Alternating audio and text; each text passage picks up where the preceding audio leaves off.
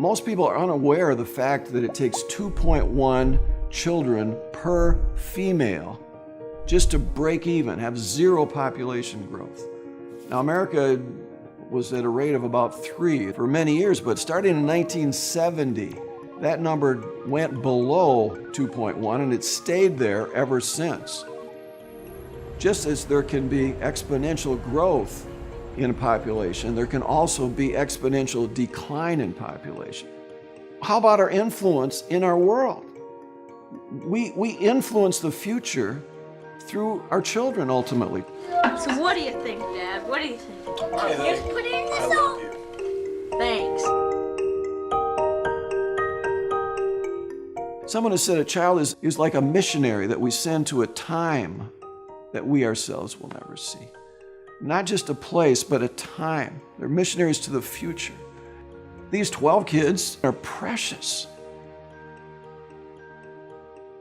And I'll pour out my spirit on your descendants, my blessing on your offspring.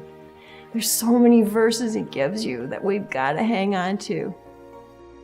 Through your seed, all the nations will be blessed. I'm like, okay, God, I'm going to believe that. Because that's like Abraham. He had no kids, and he's like, how old, you know? But God, you could do that.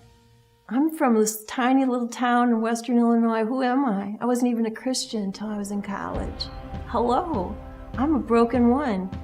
But God, you could use me, even my seed. You can use my children because of who you are to touch others and nations even. It's pretty amazing. That one way up there. Whoa!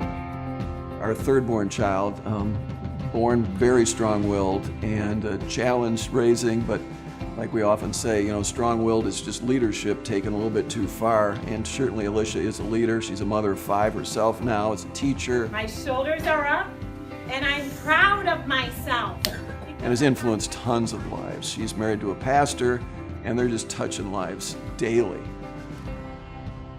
I can think of Susie, our 6th-born, who runs a Bible club in her public school where scores of kids are influenced every day. So today we are celebrating Jesus' birthday. And again, she's being used by him to touch lives.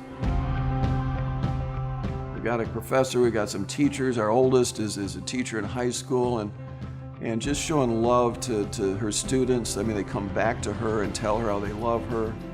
We got a doctor in there who's growing in the Lord, and that's Daniel. Hi, Scott. Our 8th-born, Scott, he is now a pastor in Austin, Texas, at a large church and leading others to the Lord. That we get to symbolize and reflect and actually live out Trinitarian love for one another, and that's actually for a purpose, to make disciples of Jesus.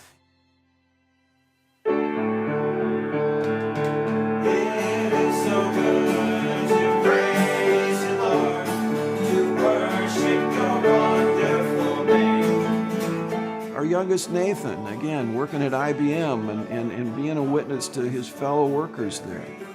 There's many being touched right now, and it's God through our kids, leading people to Christ and lifting up those who are wilting, but they're called, and he's using them.